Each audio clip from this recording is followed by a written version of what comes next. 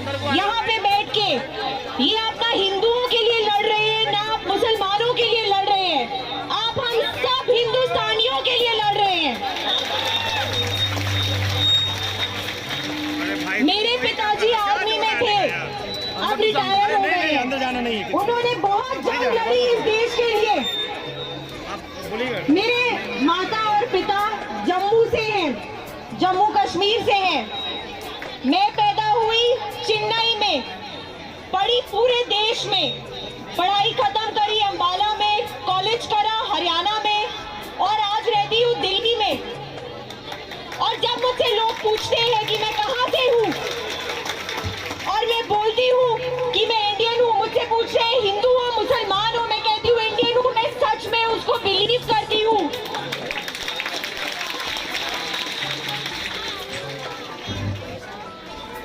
देखिए, आपकी जो प्रोटेस्ट है वो आइडियोलॉजिकल है।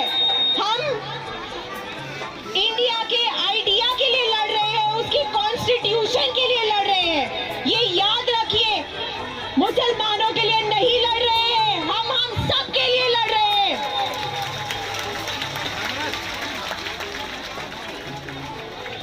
हम सबका एक मुंह, एक नाक, दो आंख, दो कान है।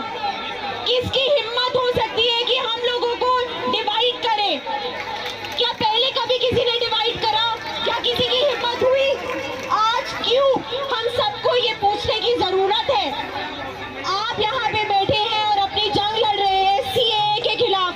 हम आपको सपोर्ट करेंगे हर तरीके से, जहां हमसे बन पाया। मैं आज वसंत कुंज से आई हूँ, बहुत मुश्किल था, गाड़ी बाहर पार्क करके चल के आई हूँ। इसीलिए नहीं आई क्योंकि मेरा यहाँ पे कोई और मकसद है।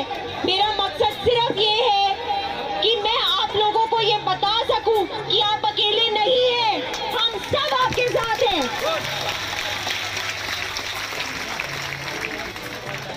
मेरे पिताजी ने बहुत जंगें लड़ी, मुझे यही सिखाया कि जब सही करो तो डरना नहीं। और आज मुझे डर नहीं लग रहा, मुझे हमारी गवर्नमेंट से डर नहीं लगता। जो गवर्नमेंट अपने ही लोगों के खिलाफ है, क्या वो गवर्नमेंट सही हो सकती है? वो गवर्नमेंट सही कभी नहीं हो सकती। ये हम सब लोगों की जंग है, हिंदू मुसलमान सिख ईसाई, हम सब लोगों की जंग है।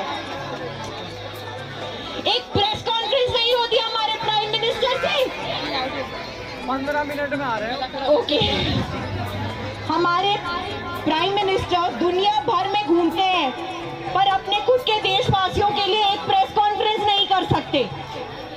कभी कहते हैं एनआरसी होगी, कभी कहते हैं एनआरसी नहीं होगी, सीएए पास करते हैं, कभी कहते हैं एनपीआर होगा, लेकिन उनमें इतनी हिम्मत नहीं है कि दोनों होम मिनिस्टर प्राइम मिनिस्टर बैठ करके एक प्रेस कॉन्फ्रेंस कर ले।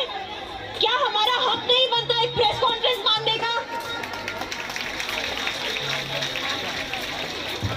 आज उन्होंने हमें मजबूर कर दिया है, स्टूडेंट को मजबूर कर दिया है, कॉमन पब्लिक मुझ जैसे लोगों को मजबूर कर दिया, आप जैसे लोगों को मजबूर कर दिया है कि आप सड़क पे आके बैठ जाएं। क्या आपका कोई घर बार नहीं है? क्या मेरा घर बार नहीं है? मैं अपने घर पे नहीं बैठ सकती? मैं यहाँ क्या कर रही हूँ? मुझे उन्होंने मजबूर करा है, ये गलत है।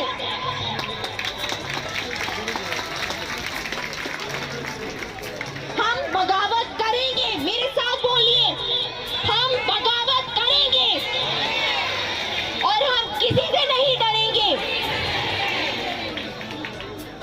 हम ही अपने मन का हौसला है।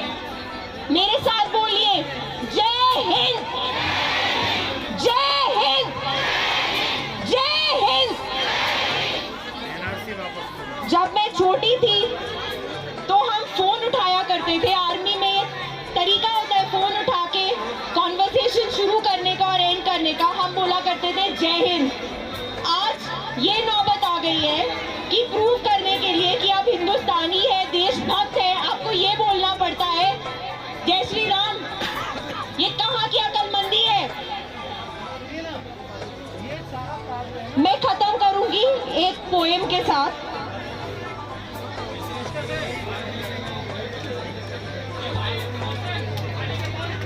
हो गई है सी पिघलनी चाहिए, इस हिमालय से कोई गंगा निकलनी चाहिए।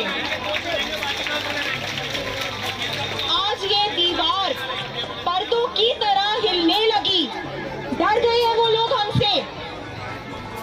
शर्त लेकिन थी कि बुनियाद हिलनी चाहिए।